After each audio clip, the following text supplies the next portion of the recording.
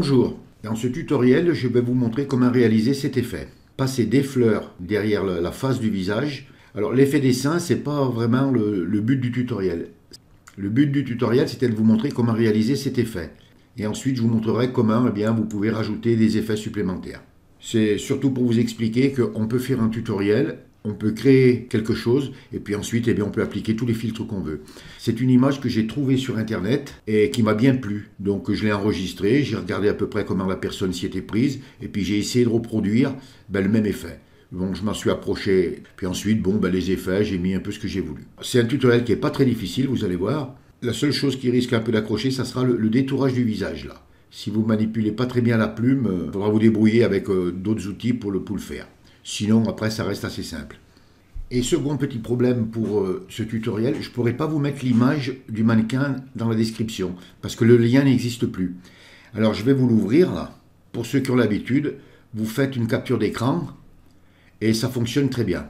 Donc, vous faites un arrêt sur image, et vous faites une capture écran. Bon, je reviens à Photoshop. Voilà, alors je vous mettrai le lien des fleurs aussi, parce que le lien là je l'ai, puis bon, vous pouvez choisir les fleurs que vous voulez, vous mettrez vraiment ce que vous voudrez.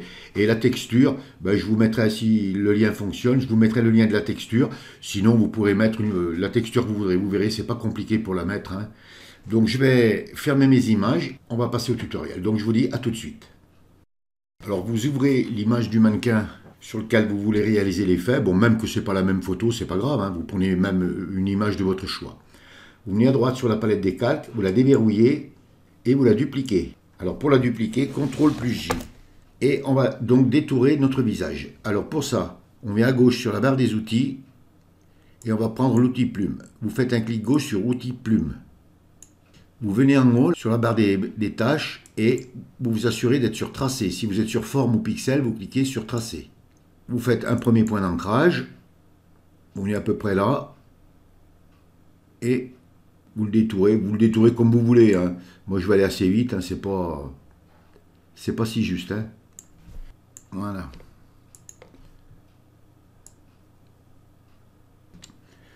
Et vous venez à l'intérieur de la sélection, vous faites un clic droit et vous cliquez sur définir une sélection. Vous faites un clic gauche sur définir une sélection. Vous vous assurez bien ici d'être sur lisser. Si la case est décochée, vous la cochez.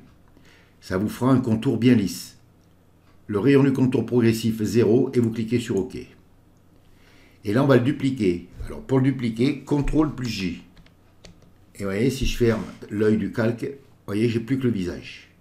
Donc, on reprend l'outil de déplacement V et on va déplacer un petit peu le visage. Vous faites un clic gauche et vous le faites glisser. Voilà, je vais le mettre à peu près ici, là. Alors maintenant, on va y mettre on va arranger un peu le tour. Alors, pour ça, on va ouvrir style de calque. Donc vous venez à droite sur la palette des calques et vous faites un double clic gauche sur l'arrière du calque du masque là. Un double clic. Voilà, et ça vous ouvre style de calque. Vous venez ici là sur biseautage et estampage et vous cliquez. Ça vous ouvre les réglages. Vous venez ici sur style. Vous mettez sur biseau interne. Technique, vous mettez sur lisse. La profondeur 100%.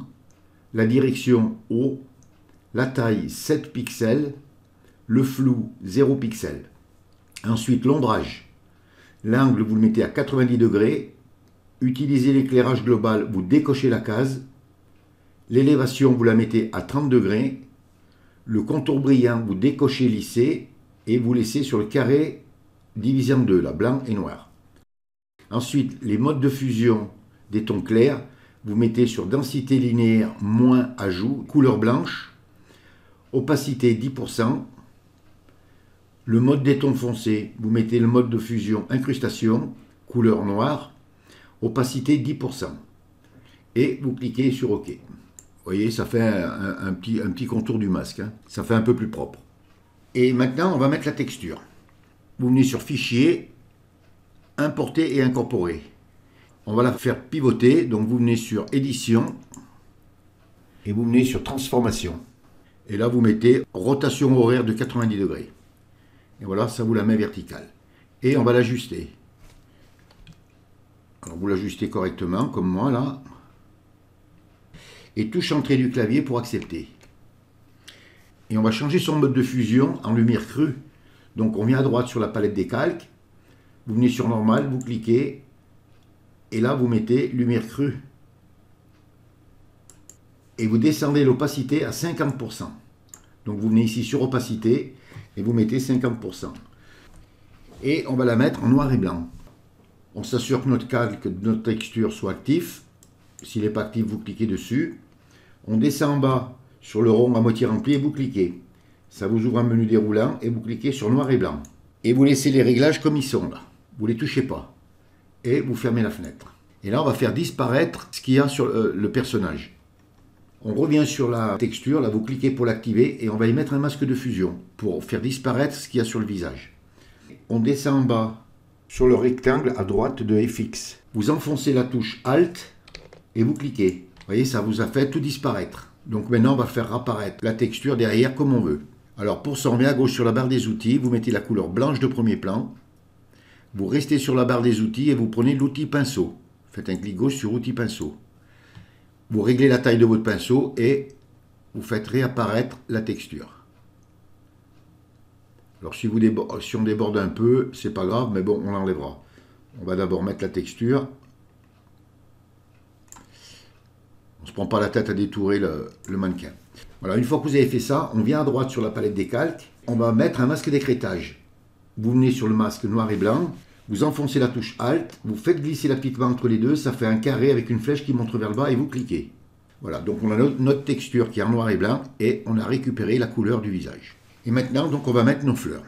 On prend l'outil de déplacement V, on vient à droite sur la palette des calques et on active le calque zéro copie, là, ce calque-là, pour que la fleur se pose entre le visage et le mannequin. Donc pour importer les fleurs, vous venez sur Fichier, vous cliquez, Importer et incorporer et vous importez toutes vos fleurs. Donc je vais prendre, on va commencer par celle-là. Là. Vous voyez, elle se pose directement entre les deux. Et là, ben, vous la positionnez un peu comme vous voulez. Hein. Alors je vais les mettre un peu, j'en mets une. Vous venez sur le petit astérix, là vous cliquez pour accepter ou vous enfoncez la touche entrée du clavier pour accepter. Et on recommence. On va en importer une autre. Alors bien sûr vous l'agrandissez s'il faut l'agrandir. Ah oui, alors celle-là c'est celle qui a le papillon, on va l'agrandir. Et on va la tourner. On va changer sa symétrie d'axe horizontal.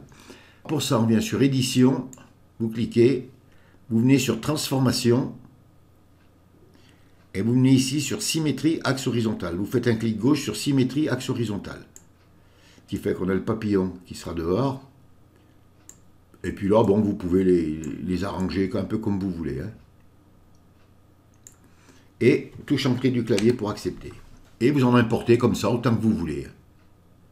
Voilà, donc moi je vais en mettre que 3, hein, c'est pour le tutoriel. Donc après vous, bien sûr, vous pourrez en mettre autant que vous voudrez et en arranger autant que vous voudrez. Voilà, donc une fois que vous avez réalisé tout ça, vous avez bien positionné toutes vos fleurs et tout, vous venez à droite sur la palette des calques, vous cliquez sur le calque en haut de la pile et on va appliquer une image. Alors pour appliquer une image, vous enfoncez la touche Maj, CTRL, ALT et E. Et vous voyez, ça vous applique une image. Donc on reste sur l'image d'en haut de la pile et on va mettre un filtre contour postérisé. Donc on va convertir notre image en objet dynamique. Vous venez sur le calque, vous faites un clic droit, ça vous ouvre un menu déroulant et vous cliquez sur convertir en objet dynamique. Vous voyez, ça vous met une petite vignette qui vous indique que c'est un objet dynamique. Et on va mettre un contour postérisé. Alors pour ça, vous venez sur la barre des menus, sur filtre, vous cliquez, vous venez sur artistique, et vous venez sur contour postérisé. Vous faites un clic gauche sur contour postérisé. Ça vous ouvre une fenêtre. Vous mettez l'épaisseur à 0. L'intensité, vous la mettez à 6.